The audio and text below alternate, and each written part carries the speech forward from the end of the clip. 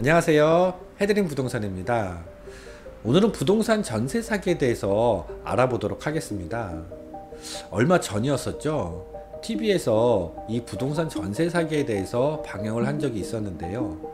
저도 끝까지 궁금해서 시청을 했었는데 상당히 가슴 아픈 그런 사연들이 많았습니다.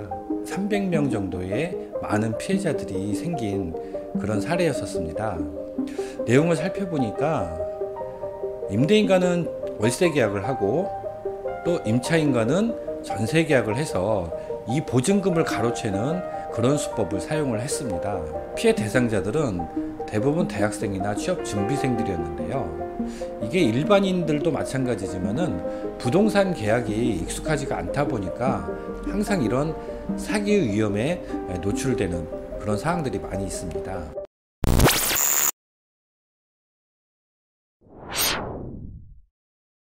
피해를 당하신 분들의 대부분은 계약을 할 때 직접 임대인과 만나지 못했다는 그런 공통점이 있었습니다. 우편으로 계약을 하셨거나 아니면 혼자 도장을 찍어서 전달해서 계약을 하는 이런 방식들로 계약을 하셨습니다. 임대인들이 외국에 계시는 경우에 어쩔 수 없이 대리 계약을 하는 경우들이 있습니다. 이런 경우에는 반드시 확인하셔야 될 것들이 인감증명서인데요. 인감증명서에는 본인이랑 대리인 확인란이 있습니다. 인감증명서를 누가 신청을 했는지, 누가 발급을 받았는지 확인을 하는 사항인데요. 반드시 본인으로 체크되어 있는 인감증명서인지를 확인을 하셔야 됩니다.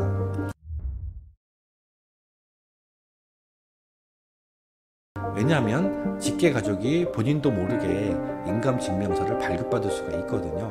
그런 경우에 본인이 나중에 인감증명서를 발급한 사실이 없다라고 이렇게 주장을 하게 되면은 상당히 불리해지기 때문입니다.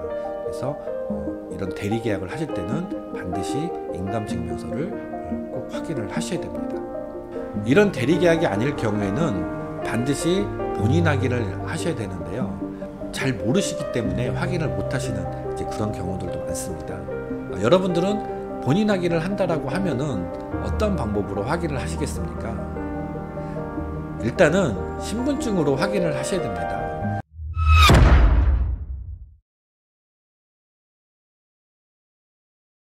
신분증이랑 등기부 등본이 있잖아요. 등기부 등본상에 소유주가 일치하는지 이 부분을 제일 먼저 확인을 하셔야 되고요.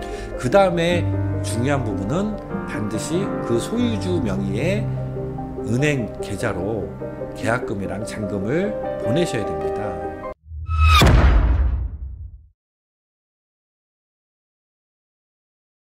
우리나라는 금융실명제를 실시하고 있잖아요. 그래서 타인 명의로 통장을 개설할 수 없기 때문에 그래서 본인 소유의 통장이 중요하다고 말씀을 드리는 겁니다. 그래서 신분증이랑 소유주의 임대인의 통장 계좌로 송금을 하시면 이중으로 본인을 하실 수 있기 때문에 이런 부동산 사기를 미연에 방지할 수가 있는 방법입니다.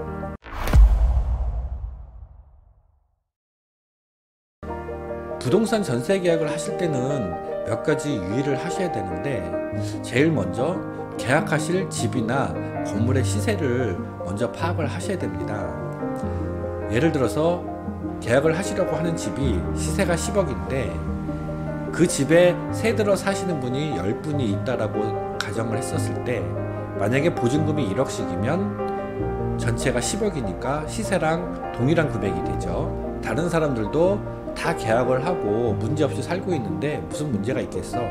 이렇게 생각을 하다가 문제가 생기면 그냥 아무런 대책 없이 피해를 당하게 되는 그런 경우가 많죠. 보통 경매는 시세의 70%나 90% 사이에서 낙찰이 됩니다. 그런데 예를 들어서 70%의 낙찰이 됐다라고 하면은 3억이라는 차이가 생깁니다. 그래서 이 3억에 해당되는 분들은 피해를 보시게 되는 그런 사례가 발생이 되는 겁니다. 또 다른 예는 대출이 있었을 경우입니다. 10억짜리 집에 대출이 5억이 있는데 내가 5억으로 전세 계약을 하셨을 경우에 내 보증금과 대출 금액을 합치면 10억입니다. 그러면 앞에 말씀드린 내용과 동일한 피해를 보시게 됩니다. 그래서 계약할 집에 다른 세입자들이 있으면 보증금이 얼마인지 파악하시는 것도 상당히 중요합니다.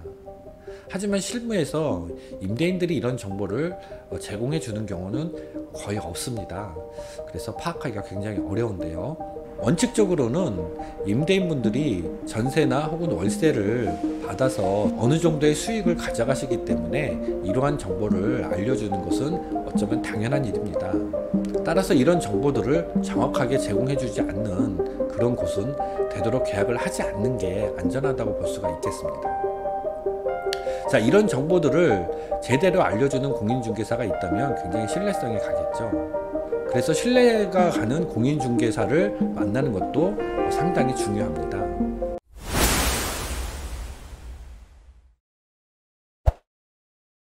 공인중개사 사무소에 공인중개사가 없다, 이런 취재 내용을 보고 상당히 씁쓸했었습니다.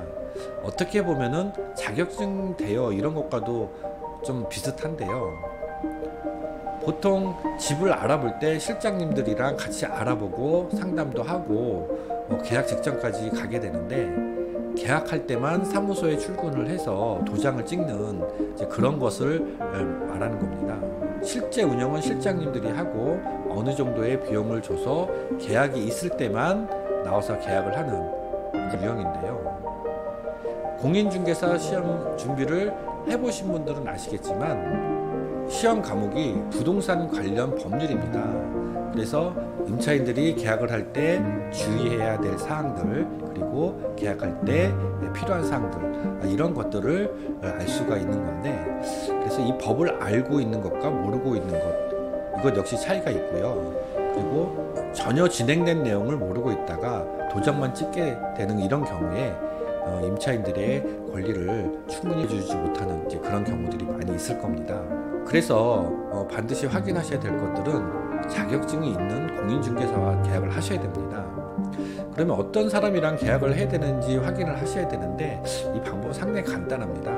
보통 공인중개사 사무소 그 간판을 보시면 대표 누구누구 이렇게 써 있습니다. 그 적힌 이름의 사람과 계약을 하셔야 됩니다. 사무실 안에 들어가시면 자격증을 의무적으로 게시를 하여야 되기 때문에 자격증을 확인을 하실 수가 있습니다.